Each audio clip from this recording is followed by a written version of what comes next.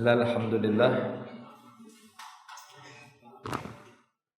alhamdulillah wassalatu wassalamu ala rasulillah wa ala alihi wa ashabihi wa man tabi'ahum bi ihsanin ila yaumiddin, amma ba'd. Kita akan lanjutkan kembali rangkaian kajian atau daurah kita dari mengurus jenazah, tata cara mengurus jenazah, ringkas tuntas mengurus jenazah.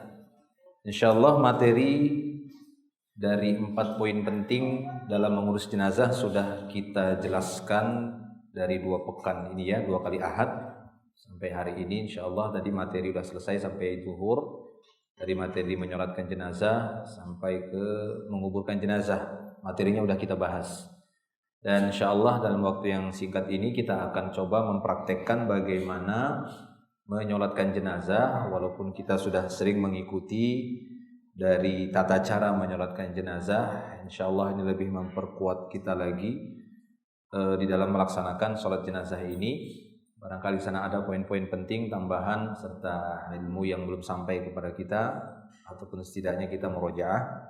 Dan nanti langsung akan kita lanjutkan setelah kita praktekkan menyolatkan jenazah, kita langsung mengantarkan model jenazah ini, gak asli ini, modelnya saja. Dan di luar insyaallah di luar Masjid Atin sudah disiapkan lubang ya, semacam mirip lubang kuburan lah, dalam bentuk lahat ya, lahat atau syak di bawah itu, semi lahat. Ya, kurang lebih seperti itu, insyaallah mencukupi. Ya, insyaallah. Nah, di sini bisa kita saksikan bersama. Tadi kita bahas berkenaan dengan tandu ataukah usungan jenazah, tandu mengangkat jenazah, ya, atau keranda jenazah, keranda mayit, kurang lebih seperti ini. Biasanya dulu semasa saya kecil, keranda jenazah gini, keranda mayit begini ditambah di posisinya itu tinggi gitu ya, dikasih roda, jadi didorong gitu ya, walaupun berkilo-kilo. Dulu semasa saya kecil itu didorong jalan kaki, benar-benar jalan kaki. Sekarang sudah tambah canggih, jadi pakai kendaraan terus. Ya, ini contohnya tanduhnya. Nah, ini sengaja penutup kita buatkan, tetap kita buatkan. Jika tidak sebenarnya ya cukup saja ya, cukup misalnya ini bisa dilepas ini ya, ini bisa dilepas tutupnya ini. Ini yang tadi kita katakan naqsyu. Ya, naqsyu itu sebagai penutupnya, terkhusus lagi jika dia jenazah wanita ya.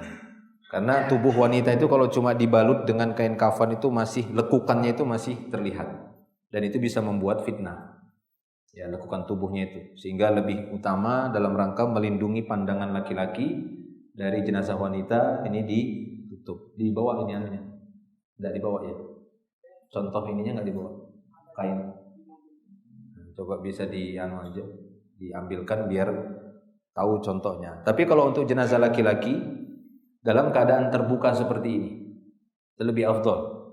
Ya, dalam keadaan terbuka seperti ini paling nanti tinggal diberikan penahan, supaya ketika diangkat nanti tidak ya enggak oleng-oleng begini. Ini kan guling aja ini. Jadi biasanya ada penahan di sini, dikasih bantal biasa gitu ya. Itu satu hal yang boleh saja supaya tidak oleng kanan kiri. Ya, untuk membuat jenazah itu tidak tidak bergoyang sana sini. Nah, saat mengangkat juga itu nanti itu dari 4 sisi ini ya. 1 2 3 4 orang-orang yang kuat. Dan kalau dia jenazah wanita tadi tidak perlu terlalu ya cepat-cepat terburu-buru, la tuza'zi'u ya wala tuzalzilu, jangan terlalu guncang. Jadi perlakukan sama seperti seorang wanita saat masih hidup. Ya, kalau laki-laki tadi enggak apa-apa, agak laju. Baik. Nah, kemudian ketika menyolatkan jenazah semisal sudah seperti ini. Ya, seperti yang kita bahas tadi, posisi orang yang menyolatkan jenazah, kalau dia sholat sendiri, kalau dia berjamaah berarti jamaahnya di belakang imam. Ya, ini kita anggap kepala jenazah, ini bagian tengahnya. Nah, sekiranya jenazah ini adalah laki-laki, maka posisi kita itu sejajar dengan kepala. Ya, sejajar dengan kepala ini jika dia jenazah laki-laki.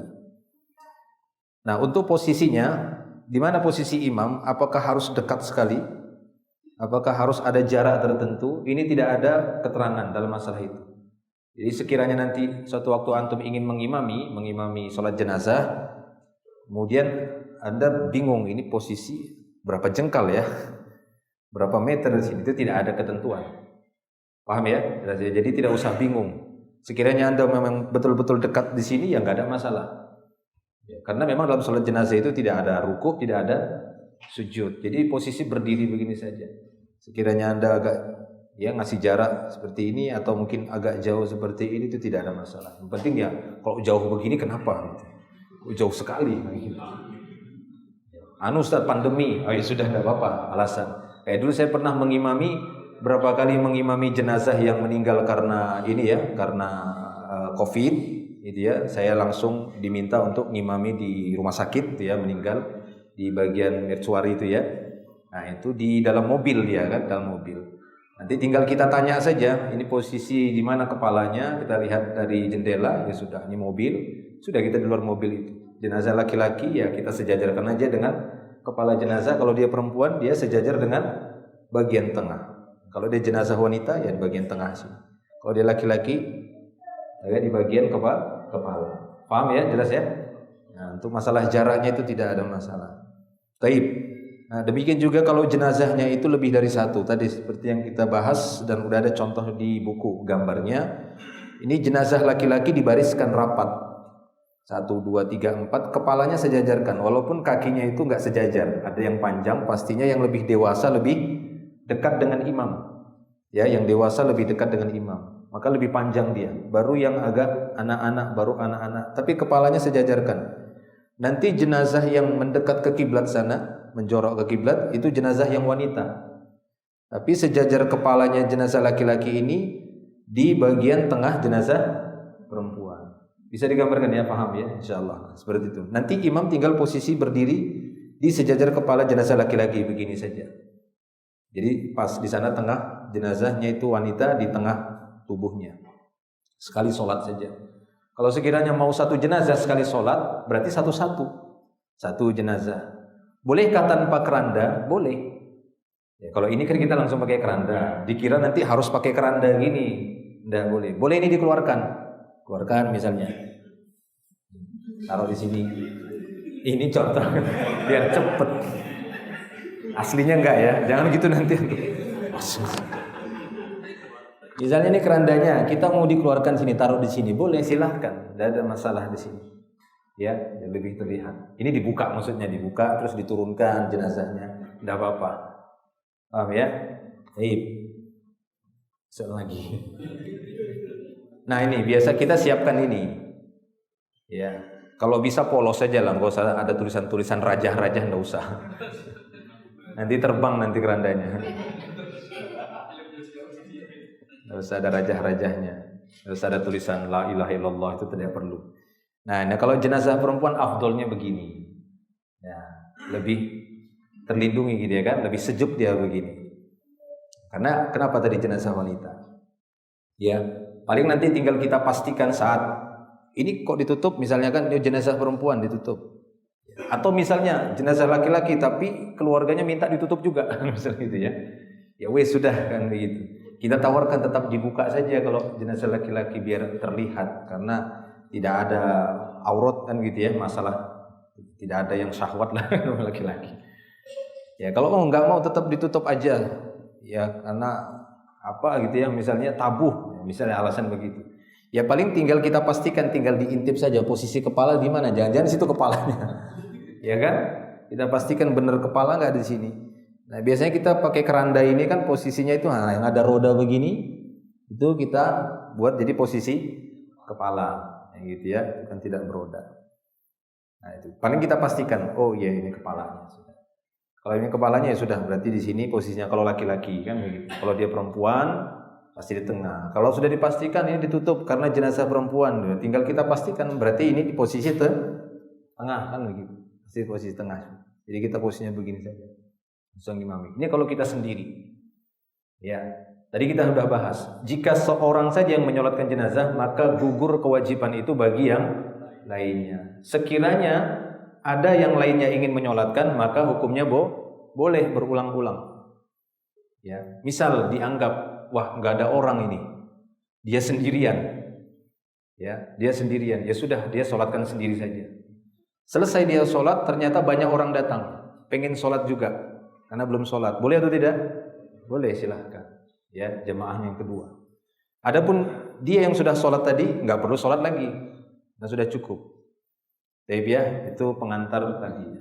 Nah, kemudian kita masuk kepada tata caranya. Kalau sudah itu jelas, maka tata caranya ini bisa dibuka aja.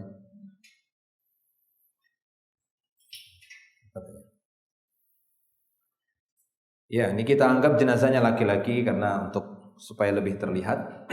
Ya, silahkan mungkin. Kalau ada yang ingin praktek, bisa silahkan maju di sini. Biar anasanya mengarahkan saja. Silahkan, tidak apa-apa, tidak bayar.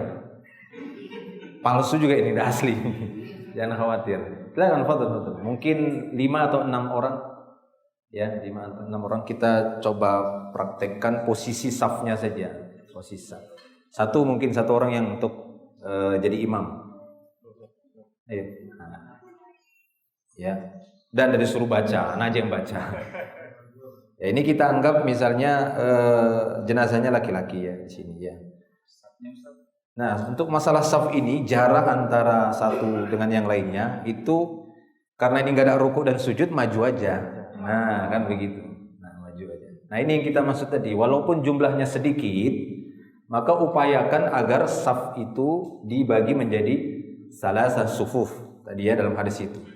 Ya, salasah sufuf. Yang kata Nabi sallallahu alaihi wasallam, "Min muslim yamut fa shalla ala janazatihi salasata sufuf faqad aujabat." Ya, tidaklah seorang muslim meninggal dunia kemudian yang menyolatkan jenazahnya ada 3 saf, maka wajib dia mendapatkan ampunan. Nah, gitu ya, berlaku untuknya ampunan. Nah, ini 3 saf seperti ini. Sekalipun misalnya jamaahnya atau makmumnya itu misalnya cuma 3 orang. Tolong yang lain mundur. Nah, lainnya mundur dulu. Situ aja, enggak usah duduk. Ya, maka cara bagi safnya bagaimana?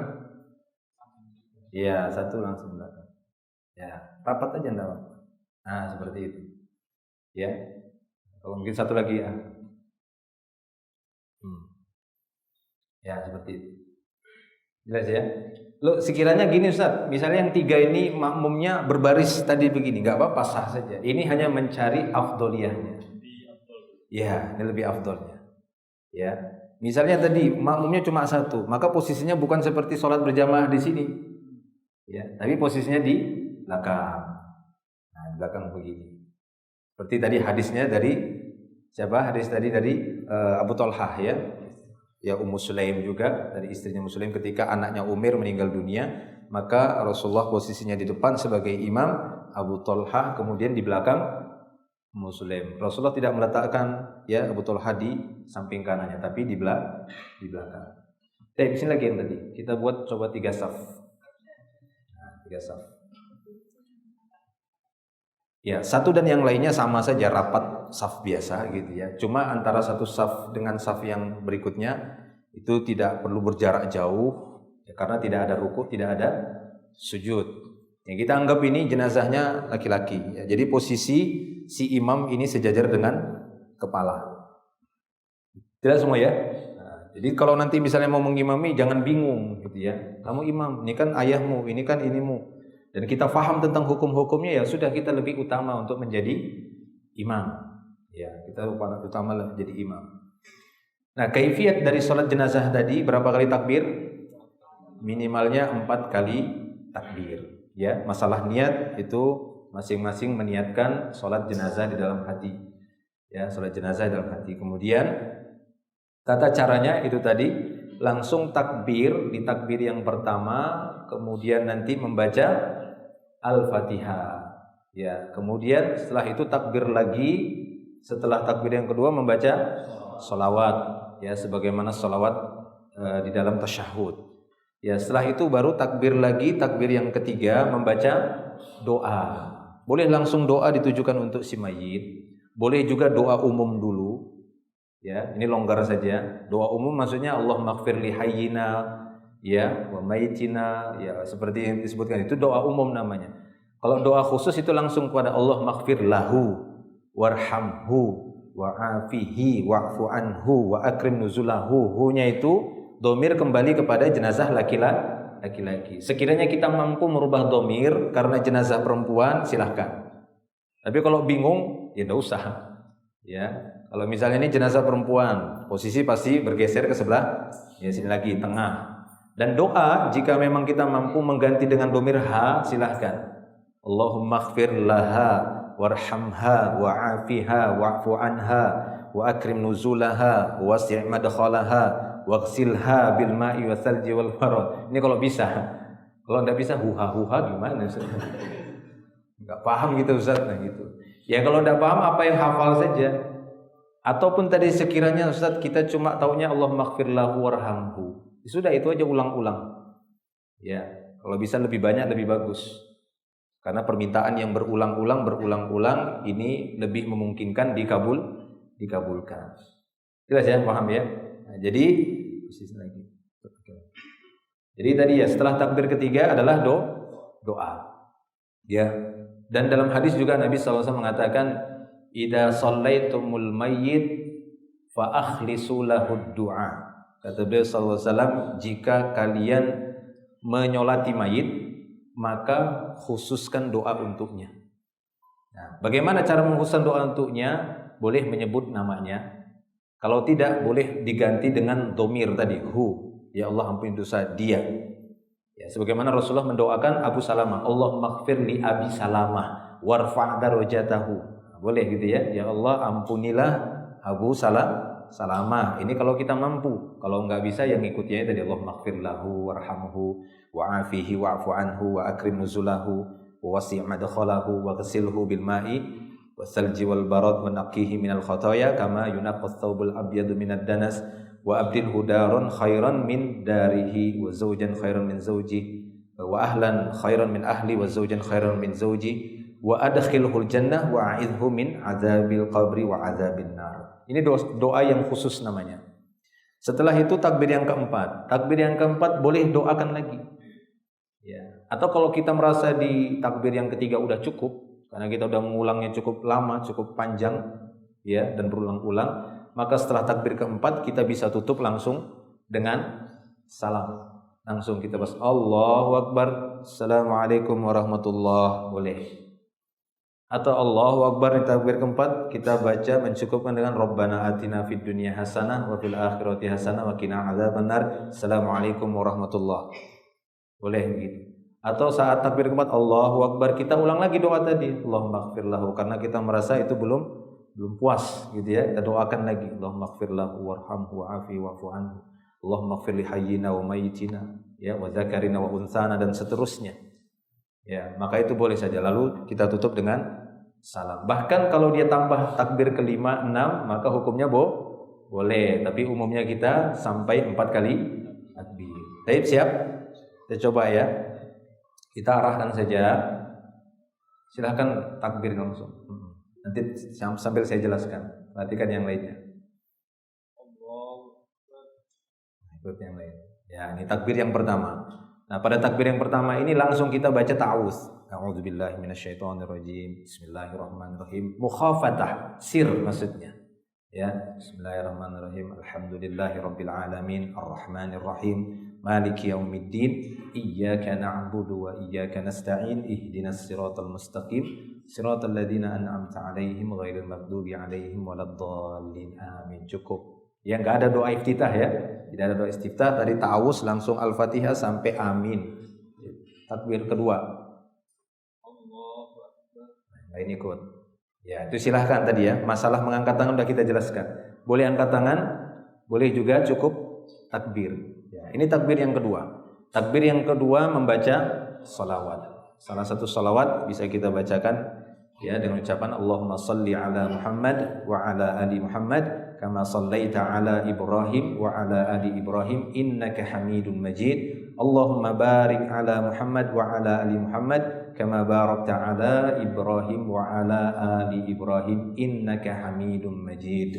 Cukup. Jelas ya? Jadi cukup satu selawat itu.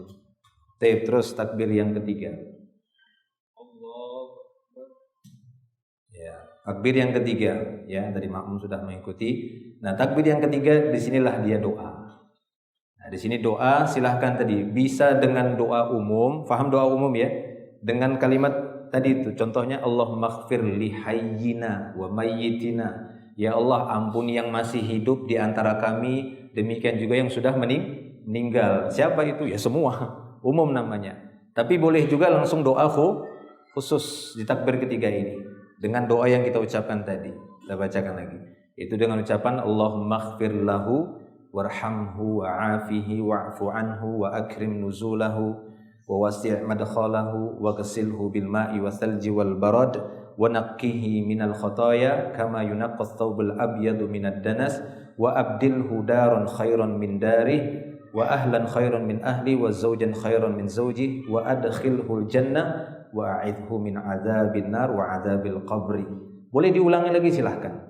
Kalau saya biasanya memperlama di takbir ketiga ini doanya. Ya, saya ulangi lagi supaya kita merasa puas dan lebih meyakinkan si jenazah mendapatkan ampunan dan manfaat dari doa. Selesai takbir ketiga, lanjut takbir keempat. Ya, di takbir yang keempat. Pada takbir yang keempat tadi, ini umumnya di tempat kita di Indonesia khususnya dan di beberapa negara mencukupkan 4 takbir.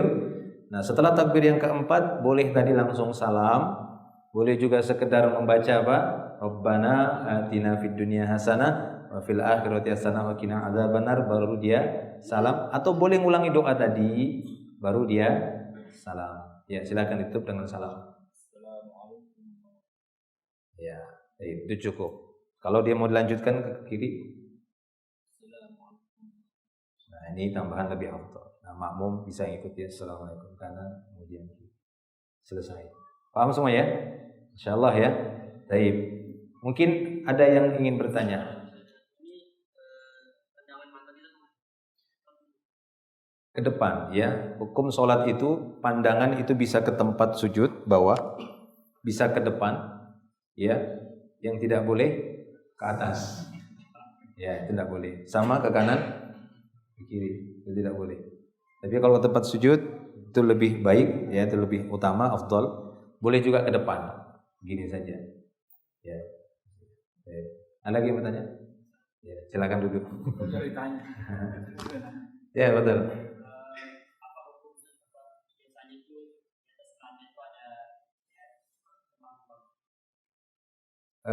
Pertama bisa masuk kepada hukum israful amwal, menyia-nyiakan harta. Tabdzir lah kalau kita paham itu ya. Apa manfaatnya? Kan ada manfaat. Mayit itu tidak perlu dihiasin kan begitu ya. Keranda itu tidak perlu dihiasi. Ya, membuang harta. Sementara kita tidak punya dalil yang kuat atas manfaat kembang-kembang tadi. Baik itu yang ditaruh di atas keranda ataupun yang di kan mahal itu ya, karangan bunga. Nah, karangan bunga itu ya itu dibeli kan itu. Ya, kalaupun itu saat kita tidak beli, dari pekarangan rumah saja kita ambil gitu ya, petik-petik. Ya, setidaknya perbuatan yang sia-sia gitu ya, perbuatan yang muhdats, yang tidak ada dasarnya dalam agama. Ya, tidak perlu. Apalagi campur lagi nanti pas jenazah pas berangkat itu ditabur. Ya biasanya bunga itu ya, sepanjang jalan itu bunga. Ini kan membuang-buang harta. Ya. Baik. Jadi tidak perlu seperti itu. Nah,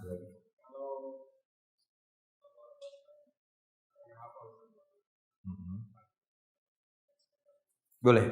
Ya, sekiranya imam ya pengen doanya itu sempurna, enggak hafal. Ya, lalu dia bawa buku atau tulisan saat imam. Kemudian di takbir awal dia Allahu Akbar, Al-Fatihah ya hafal lah. Nah, buat ini kalau Al-Fatihah tidak hafal berarti dia nggak pantas imam. Ya. Tahu tentang hukumnya. Mungkin ada doa saja, yang lainnya dia tahu.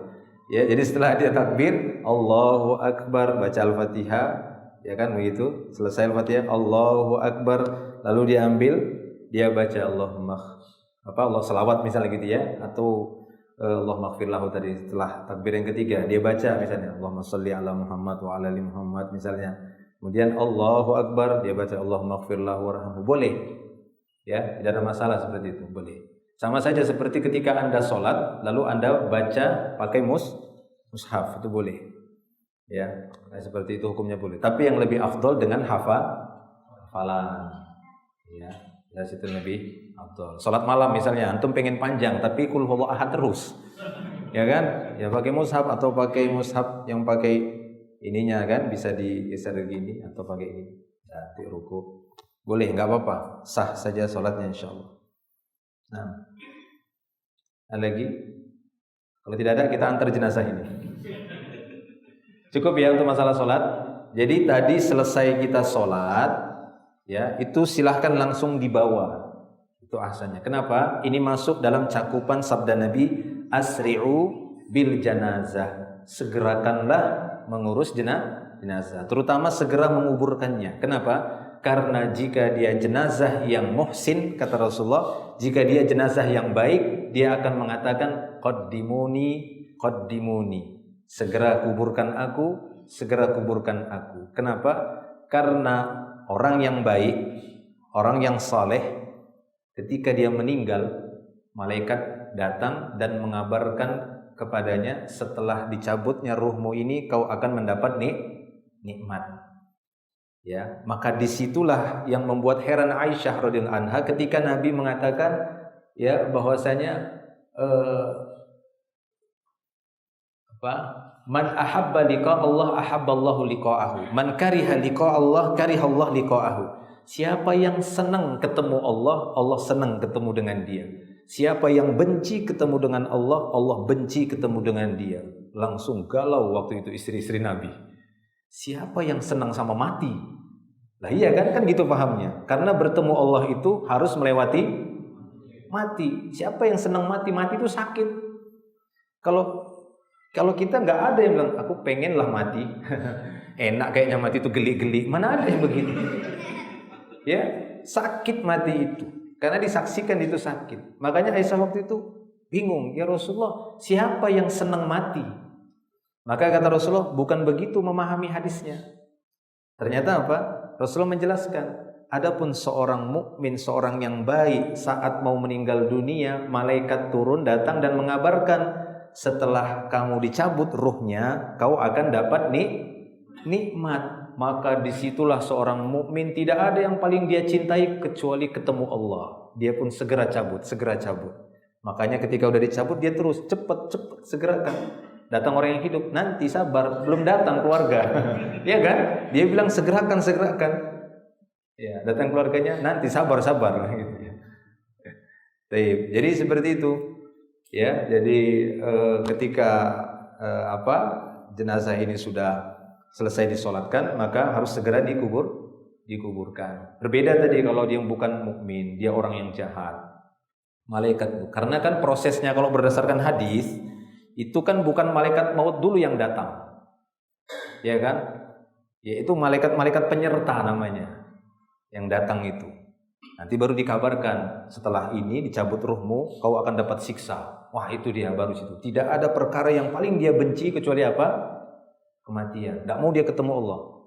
Kenapa? Karena dia tahu setelah dicabut ini dia akan dapat siksa. Kalau bisa dia lari, mau lari dia, tapi tidak bisa.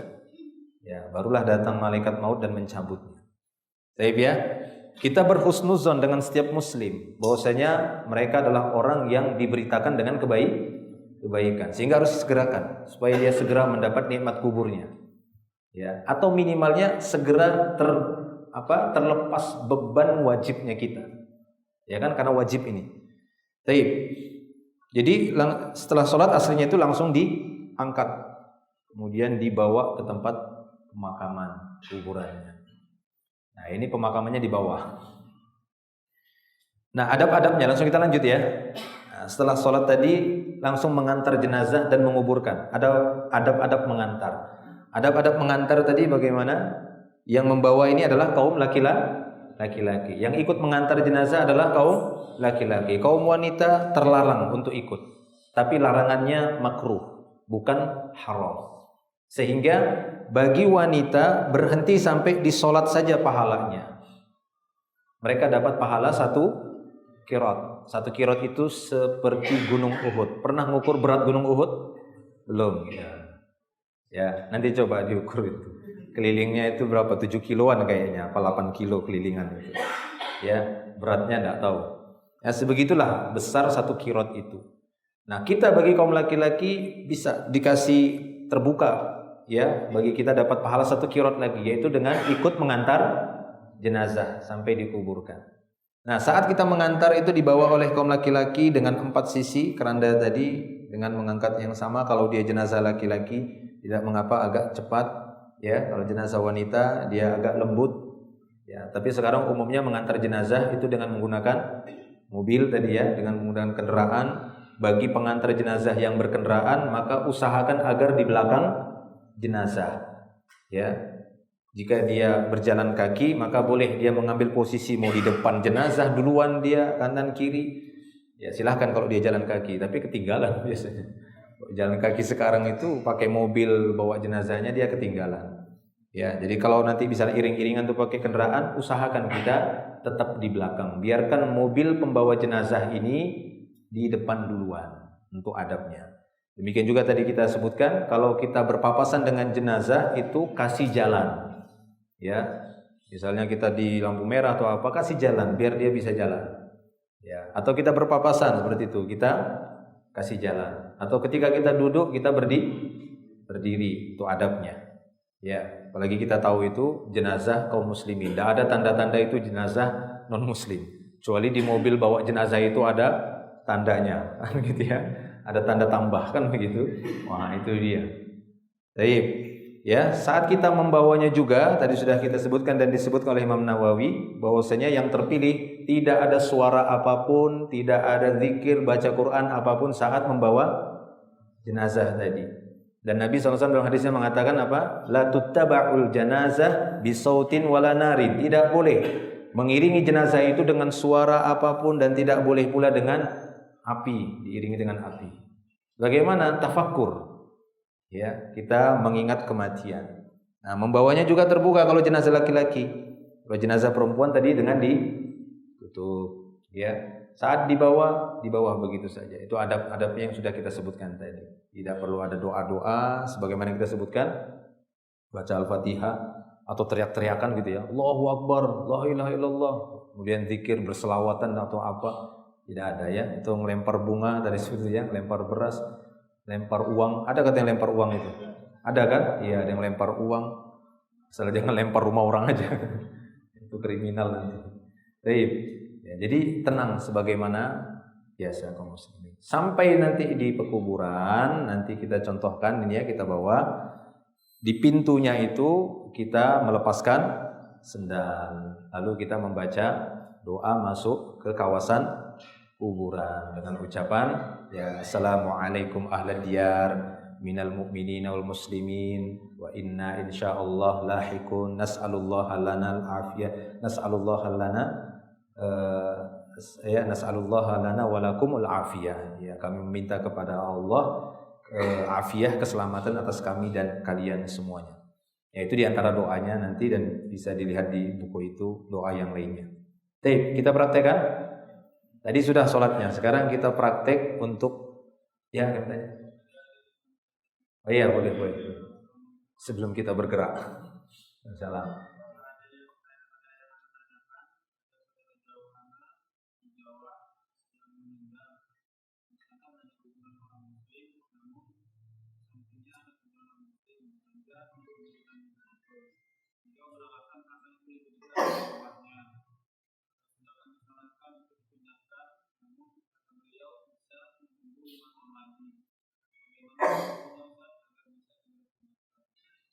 Di kuburan apa tadi? Ada orang non muslim. Oh, campur. Tapi dominannya itu kuburan orang muslim atau memang orang non muslim? Itu nanti bisa dilihat. Pertama, lihat dulu. Ya, kuburan itu asal muasalnya untuk orang muslim atau orang non muslim. Kalau asal muasal kuburan itu memang untuk orang muslim, lalu ada yang nyelonong, Iya kan gitu kan, dimasukkan juga. Maka kembali ke hukum asal. Ya, kita melihat di hukum asalnya dulu. Tapi kalau memang itu hukum asalnya adalah kuburan non muslim, seperti di kampungku juga begitu ada. Campur kadang itu. Ya, ada yang salib kuburannya, ada yang enggak kan begitu. Karena kan banyak mu'alaf tapi belum kesentuh ilmu kan begitu. Banyak yang masuk Islam. Nah, kalau dia menghukum asalnya itu kuburan non muslim, maka pindahkan. Ya, lebih utama pindahkan jika memang mampu. Ya, jika memang mampu. Tapi sekiranya memang di sana tidak ada kemampuan untuk memindahkan itu atau peraturan yang sangat sulit dan berat, ya sudah, fattaqullah mastata'tum. Bertakwa kepada Allah itu semampunya. Yang terpenting bagi kita adalah doa. Ya, sama saja seperti bagaimana jenazah saudara kita itu enggak ditemukan. Misalnya kan gitu. Apakah kita pastikan dia dapat siksa? Kan enggak kan? Nah, kan tidak seperti itu. Lalu bagaimana kita doakan saudara kita yang hilang itu jasadnya? Nah, mungkin hilang di mana gitu, dimakan hewan atau hilang tenggelam, hilang ini, enggak ada kuburannya kan?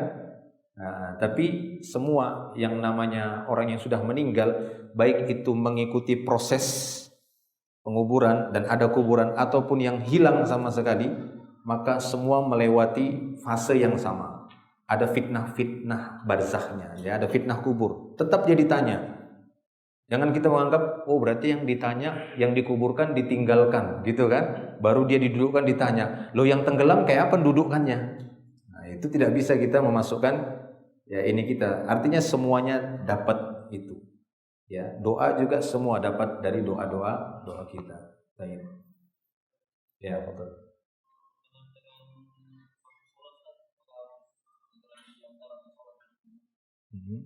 Maksudnya ketika nyolatkan jenazah waktu sholat.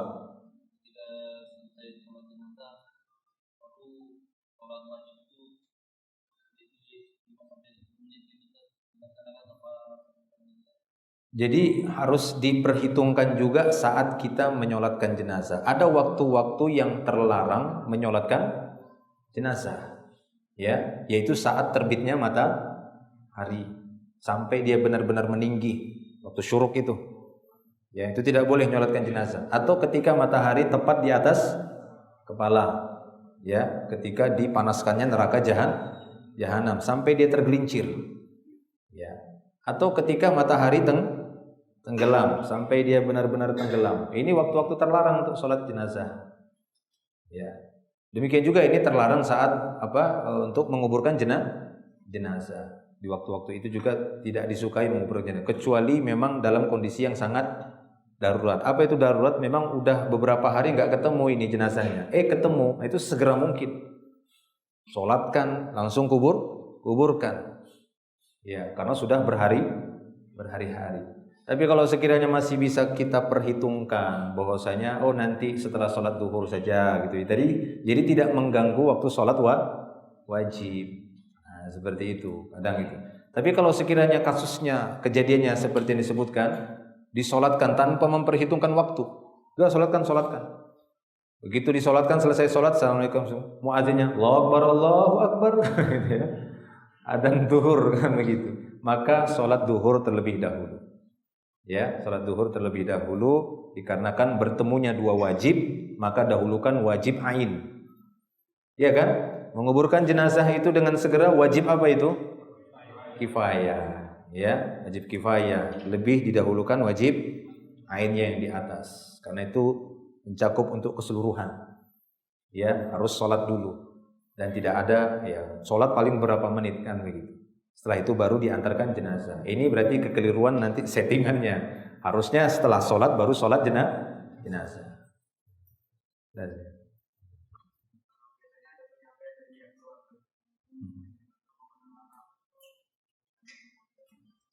Ya, tadi untuk masalah penyampaian itu usahakan sebenarnya tadi sebelum sholat. Tadi ya, sebelum sholat. Bapak, Ibu, semua jamaah sholat jenazah akan kita sholatkan. Sholat jenazah akan dilaksanakan. Ya, kami dari pihak keluarga ingin mengumumkan kepada seluruh jamaah yang hadir ataupun mungkin belum hadir di sini, nanti tolong sampaikan sekiranya ada hutang piutang si fulan saudara kami, keluarga kami yang meninggal ini, yang belum selesai, segera temuin fulan keluarganya, atau temuin saya, atau temuin ini. Ya, dia yang menjamin hutang piutang semuanya. Nah, harus begitu. Ada yang menjamin dulu. Ya, supaya dia lebih tenang. Anu gitu ya, supaya ada jaminannya. Karena berdasarkan hadis tadi. Itu lebih utama di situ. Tapi kalau nggak biasa, karena kebiasaan kita setelah sholat, ya itu tidak. Kebiasaan kita itu setelah sholat baru bapak ibu, ya sekiranya ada masalah ini, tolong temui kami keluarganya. Biasa gitu. Tapi kalau berdasarkan tadi hadis tadi lebih afdol seperti yang dicontoh oleh Nabi. Nabi tidak menyolatkan sampai beliau akan tanya dulu, ini masih ada utang atau tidak. Nah, jadi lebih tepat itu sebelum sholat. Ya, saya berapa kali ketika itu dimintai untuk menyolatkan, saya akan sampaikan itu. Mana keluarganya? Ini tolong masalah hutang, piutang atau apa, kamu gitu. Itu diselesaikan sama bapak ini, temui bapak ini. Baru kita sholatkan. Ya. Jadi seperti itu. Adapun mungkin yang ditanyakan, ada sebagian kita itu setelah selesai sholat sebenarnya nggak ada masalah juga, tapi lebih utama sebelum sholat. Cuma setelah sholat itu bukan mengingatkan masalah hutangnya si mayit, tapi meminta persaksian jamaah bahwasanya jenazah ini baik. Ayo saksi baik ya, baik ya, ayo saksi. Nggak boleh maksa orang bersaksi palsu. Itu salah satu dosa besar. Salah satu dosa besar adalah syahadatuz zur. Syahadatuz zur. Beliau mengulang-ulang itu. Sampai kami waktu itu sahabat berangan-angan, moga-moga beliau diam. Kenapa? Karena beliau saking marahnya. Syahadatuz zur, syahadatuz zur. Persaksian palsu itu dosa besar. Jadi jangan buka pintu ya keterpaksaan saudara kita supaya bersaksi palsu. Dalam hatinya, apa? Saya diginikan dulu kok, katanya gitu. Bapak Ibu jamaah ya, mohon persaksiannya bahwasanya jenazah ini baik ya. Baik katanya. Dari sini dongkol itu. Ini saksi palsu, nggak boleh, dosa besar saksi palsu. Ya, bersaksi palsu. Di pengadilan juga begitu. Kita diminta jadi saksi. Tapi katakan nanti ya, bahwasanya ini. Loh kan nggak boleh. Kami nggak apa-apa. Kita bersaksi. Gimana kamu saksinya? Iya. Benar nggak? Bahwasanya dia nggak benar, dia palsu. Dosa besar ini. Sama saja itu udah mati orang yang kita saksikan palsu. Baik, gak mungkin. Enggak, kita bilang gitu. Langsung melotot mata gitu ya. Ya, jadi nggak boleh sebenarnya begitu. Itu memaksa orang untuk bersaksi. Ya, kalaupun benar ini jenazah baik, tapi hal seperti itu pemaksaan gitu ya. Jadi orang seakan-akan terpaksa. Walaupun bagaimana namanya manusia pasti ada masalah. Tapi kalau motivasi misalnya, Bapak, Ibu, ya sekiranya saudara kami ini, ayah kami ini, ibu kami ini misalnya ada masalah yang belum terselesaikan, pernah punya ini, punya itu gitu kan, sesuatu kesalahan yang mungkin belum selesai, mohon dimaafkan. Nah, itu nggak ada masalah. Ya kan? Mohon dimaafkan ya, direlakan. Tapi kalau ada hutang piutang atau yang belum selesai dan ingin dituntut, maka segera datangin kami. Ya, supaya si mayit atau jenazah keluarga kami ini terbebas dari masalah dunianya. Nah, itu tidak masalah. Yang masalah itu tadi maksa orang untuk jadi saksi, jadi baik ya. Ya, itu nggak boleh. Nah, kita khawatir nanti terpaksa dia bersaksi palsu dan itu dosa besar. Cukup? Insyaallah ya kita praktekkan untuk. Tapi ini mic kita lepas ya ini. Kita nanti ke bawah. Jalannya dari mana? Dari tangga ya? Kita lompat sana. Bentar ya, siap ya. Nah, jadi seperti itu ya. Tadi adab-adabnya sudah. Nanti kita anggaplah mana nanti tempatnya, kita anggap itu pintu. Kita berhenti sejenak. Kita praktekkan baca doa assalamualaikum al-hadiyah, lepaskan sendal, lalu masuk ya ke kuburan itu dari arah kaki ya, kita letakkan di sana, langsung kita nanti angkat jenazahnya, masukkan sampai nanti dikuburkan ya. Itu dulu. Ya silahkan siapa yang mau ini, tapi model aja nih.